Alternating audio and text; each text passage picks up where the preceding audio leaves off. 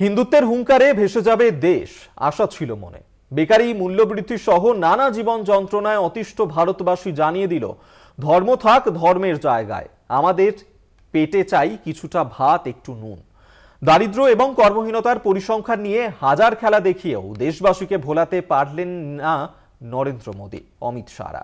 আর তাই এবারের ভোটে প্রবল শক্তিতে সামনে এলো, পেটে খাবার চাই, হাতে কাজ চাই। গত এক দশক ধরে দেশে চলেছে এক অদ্ভুত পরিস্থিতি। একদিকে আদানি আম্বানিদের সম্পদ বেড়েছে রকেট গতিতে, অন্যদিকে আরো গরিবীর অতলে তলিয়ে গিয়েছে সাধারণ মানুষ। বছর কয়েক আগে কেন্দ্রের রিপোর্টেই ছিল ভারতের কর্মহীনতা সর্বকালীন রেকর্ড করেছে।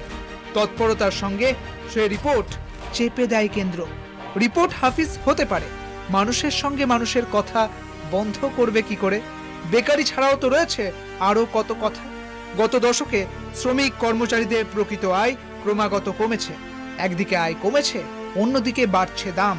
পরিসংখ্যানের খেলা স্তব্ধ হয়ে যায় বাজারে যাওয়া গরিব মানুষের অসহায়তায়।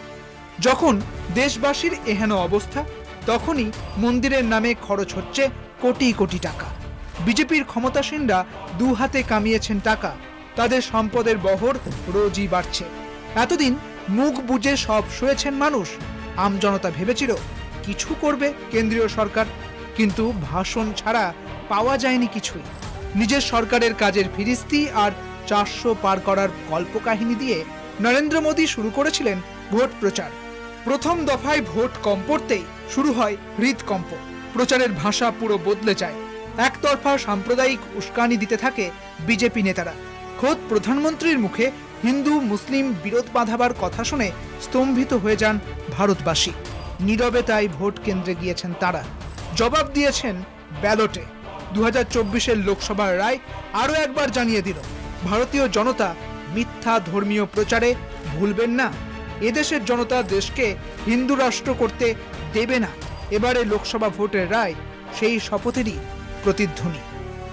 কলকাতা টিভি।